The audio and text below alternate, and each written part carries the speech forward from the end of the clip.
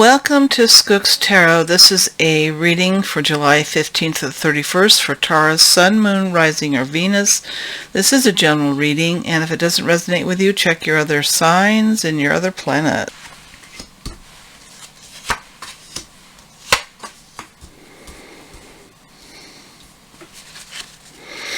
Okay, we have the moon in the past. The moon is about things that are hidden, things that are subtle and unknown. So I'm looking here, and this is in the past position. I'd say that there's a lot of things that you didn't know that were going on behind the scenes. It also can mean the dark night of the soul, and I think that people have been saying the whole planet's been going through this, where you have to reevaluate who you are, why you're here, what you want to do, the things that are important. You have to reevaluate the choices you've made and make peace with them. This is also about seeing through illusions. This is interesting because in the current energy you have the star. Now the star is the card of great hope, and usually you don't get the star unless you've been through the dark night of the soul or a tower or some stress and some challenge. Okay? In the future you have the Seven of Cups. Now these cups have all kinds of interesting things in them.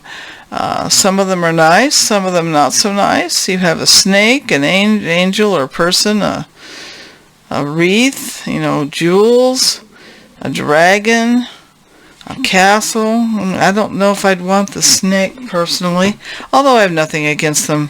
I think some of them are quite lovely, but it's not something I would choose. So this is about having a lot of choices in the future. And you kind of, you've been through it. You've had to reevaluate a lot of things. You're going through this period where you're being renewed, revived, being able to have hope again in the world. With the Seven of Cups, you have to make a decision. You have to finally decide. You have opportunities and possibilities. It can be overwhelming, but you need to choose. So take a deep breath, do research, and decide, and strike while the iron is hot. Choose, but choose wisely, okay? Let's clarify the moon in your past.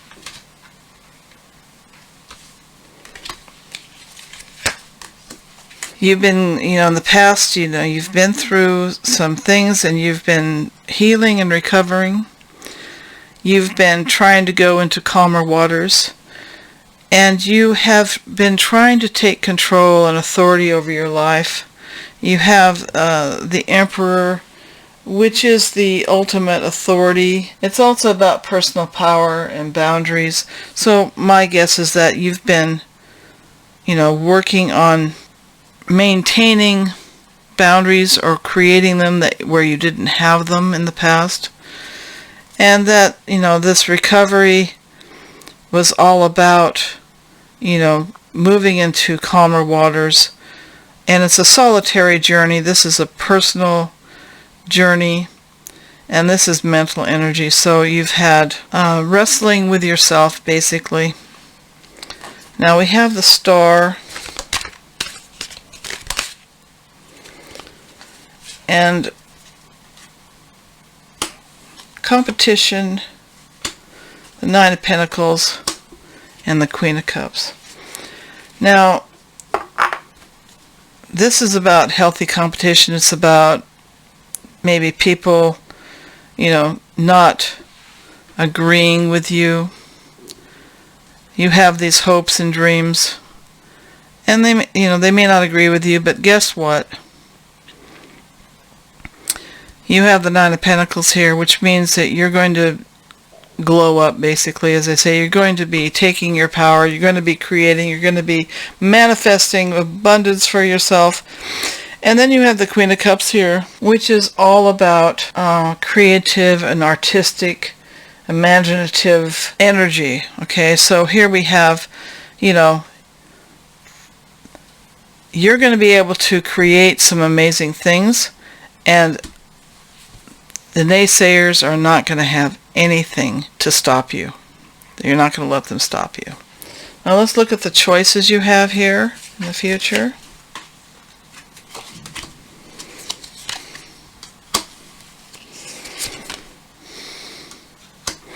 You have a fast-moving energy, perhaps someone that's a fire sign coming into your future. And you have Three of Cups, which is collaboration and celebration and heart expansion, recovery after illness, that kind of thing. So you're recovering from a lot of things here. You have a possible fire sign coming in, and you're going to have a choice. You know, this is about a fork in the road.